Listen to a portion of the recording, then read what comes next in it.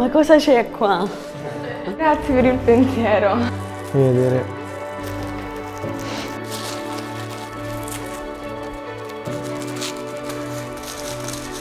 No, vabbè.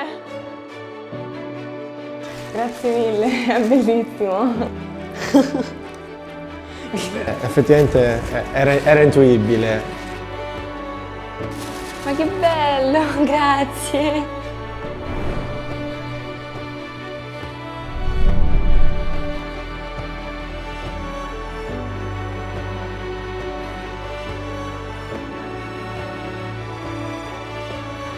Da grande mi piacerebbe fare il medico legale, quindi prendere il percorso di medicina.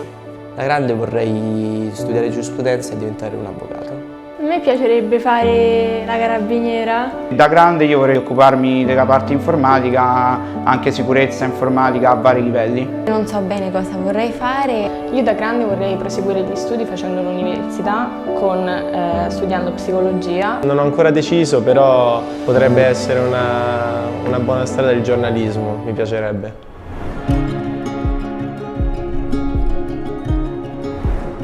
Non ho mai letto un libro o qualcosa di San Josemaria, però conoscevo la storia. Sì, lo conoscevo, avevo già letto alcuni spunti. Un po' mi ha sorpreso. È stata una buona occasione per poterlo, rivedere più da vicino e capire meglio appunto i punti. Io ho scelto il punto 279 della vita soprannaturale. Ho scelto come capitolo l'allegria perché sono una persona che cerca di essere sempre allegra e di trasmettere l'allegria anche agli altri. Ho scelto il capitolo dell'umiltà perché questa virtù è una virtù che vorrei assolutamente possedere, ma che è una che mi manca di più tra tutte. Il capitolo che io ho scelto è appunto lo studio, perché penso che sia una delle attività a cui io dedico la maggior parte del mio tempo. Ho scelto il capitolo C'è ancora vita interiore. Ho scelto il capitolo carattere. Ho scelto il capitolo di vita d'infanzia perché secondo me fa riflettere molto sulla fede. Se le cose riescono bene, rallegriamoci, benedicendo Dio che ci mette l'incremento. Riescono male? Rallegriamoci, benedicendo Dio che ci fa partecipi della sua dolce croce. Sei quello che è un pennello nelle mani dell'artista e nient'altro. Dimmi a che serve un pennello se non lascia fare al pittore. Dà un motivo soprannaturale alla tua ordinaria occupazione professionale e avrai santificato il lavoro. Quando vivrai la vita soprannaturale otterrai da Dio la terza dimensione, l'altezza, e con essa il rilievo, il peso e il volume. La pace è conseguenza della vittoria. La pace esige da me una continua lotta. Senza lotta non potrò avere pace. Non aver paura della verità, anche se la verità ti costasse la vita. Se hai vita d'infanzia, dato che sei un bambino, devi essere spiritualmente goloso, come gli altri della tua età. Ricordati delle cose buone che tua madre custodisce. È questo molte volte al giorno. È questione di pochi secondi. Mi ha fatto riflettere sul fatto che è vero che è facile e bello essere allegri quando tutto va bene. È più difficile quando si è in un momento un po' più doloroso della vita, però penso a Gesù in croce, a quanto Lui ha sofferto per noi e mi dà la forza di rialzarmi e pensare che non sono sola. Ho scelto questo punto nel capitolo dell'umiltà perché secondo me è il nostro compito curare noi stessi, quindi il pennello, affinché l'idea del disegno perfetto che ha Dio per noi possa esprimersi sulla terra, ovvero sulla nostra vita concreta sulla terra, la nostra vita terrena, ecco.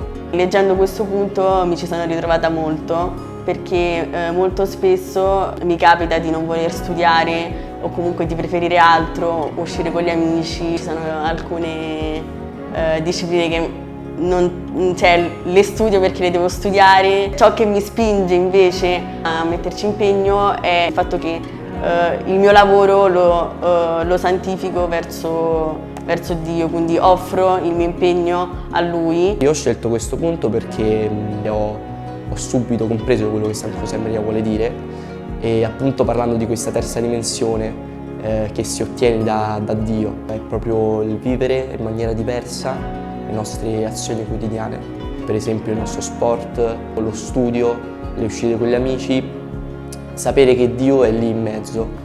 Mi piace perché fa riflettere molto. Per raggiungere una cosa che veramente vuoi e che ti aiuta a migliorare, io credo che per avere pace ci deve essere per forza una lotta in generale.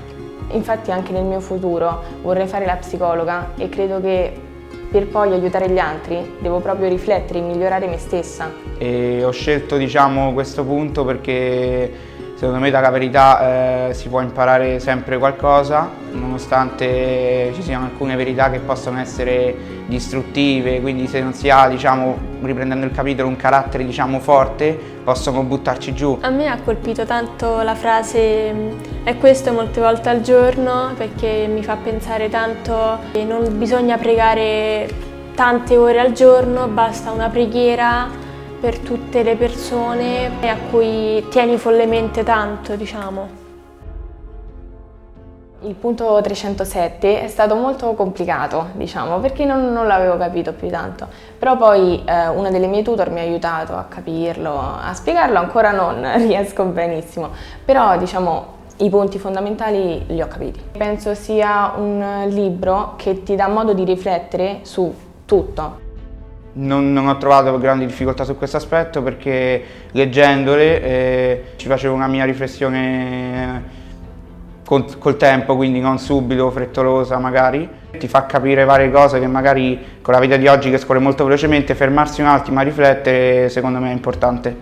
Ho chiesto aiuto a mia mamma e a mia nonna perché mia nonna fa parte dei francescani e quindi mi ha dato anche il suo punto di vista di come la vedeva lei, ho preso qualche consiglio. Sì, lo consiglierei tantissimo perché mi piacciono molto le frasi, alcune erano molto complicate, infatti non le ho capite subito, però si vanno lette piano, con calma e sono molto belle. No, in realtà no. Sono proprio andata un po' lì, sono andata proprio dritta a leggerlo, però ci è voluto un po' tanto. Non l'ho letto tutto in un giorno, per esempio alcuni giorni non ho potuto per lo studio, però alcune volte che ero libera ho potuto fare. Io al mio compagno di classe consiglierei proprio Il Cammino, perché penso che sia un libro facile da comprendere e che possa andare bene per tutti, anche per i non credenti. Mi sembra magari anche adatto per dei miei amici, però secondo me quelli più credenti. Ti aiuta a focalizzarti magari su dei pensieri o su dei problemi di te stesso proprio e nel rapporto che hai con Dio.